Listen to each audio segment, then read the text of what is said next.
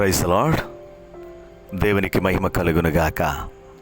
అనుదిన ధూపవేదిక అనే వర్తమానాలు వింటున్న ప్రియ బిడ్డలందరికీ ప్రభు పేరట వందనాలు తెలియజేస్తూ ఉన్నాం. ఈ ఉదయకాల సమయమందు మరొక లేఖన భాగంలో నుంచి కొన్ని మాటలు మనము చదువుకుందాం. మొదటి రాజుల గ్రంథం 19వ అధ్యాయము 7వ వచనములో ఈ విధంగా వ్రాయబడి ఉంది. అయితే యెహోవా దూత రెండవ మారు వచ్చి అతనిని ముట్టి, నీ శక్తికి మించిన ప్రయాణము నీకు సిద్ధమై ఉంది, నీవు లేచి భోజనము చేయమని చెప్పినప్పుడు అతడు లేచి భోజనము చేసి ఆ భోజనపు బలము చేత 40 రాత్రింబవలు ప్రయాణము చేసి. ఉదయకాల సమయమందు ఈ లేఖన భాగంలో ఉన్న మాటలు మనం గమనించినట్లయితే ఇక్కడ వ్రాయబడిన మాట, నీ శక్తికి మించిన ప్రయాణము నీ కొరకు సిద్ధపరచబడి ఉన్నది.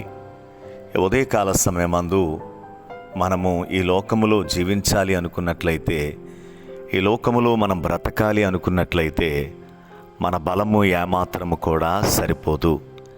ఈ శారీరకమైన బలము ఎటువంటిదంటే అప్పటికే ఆరోగ్యంగా కనిపిస్తాం, అప్పటికే ఆరోగ్యము క్షీణించిపోవడం మనం ఎప్పటికప్పుడు మనం చూస్తూ ఉన్నాం. ఉదయకాల సమయమందు దేవుని మాటలు వింటున్న ప్రియ సహోదరి, ఈ లోకములో మనమందరం కూడా యాత్రికులము, ప్రయాణికులము. మన యాత్ర ఎప్పుడు ఎక్కడ ముగించబడతాదో మనకు తెలియదు. అందుకొరకే మనకు శక్తి కావాలి. మనము తినే ఆహారములో ఉండే శక్తి కాదు, కానీ ఇది కేవలము ఈ శక్తి శరీరానికి మాత్రమే. ఆత్మకు బలం కావాలి, ఆత్మకు శక్తి కావాలి. ఆత్మకు బలము శక్తి కావాలి అనుకున్నట్లయితే ఆ 19వ అధ్యాయము 11వ వచనములో అంటూ ఉన్న మాట ఏంటో తెలుసా? ఇదిగో నీవు ఆ పర్వతము దగ్గరకు నీవు రావాలి. అక్కడికి రావాలి అనుకున్నట్లయితే నీకు బలము కావాలి.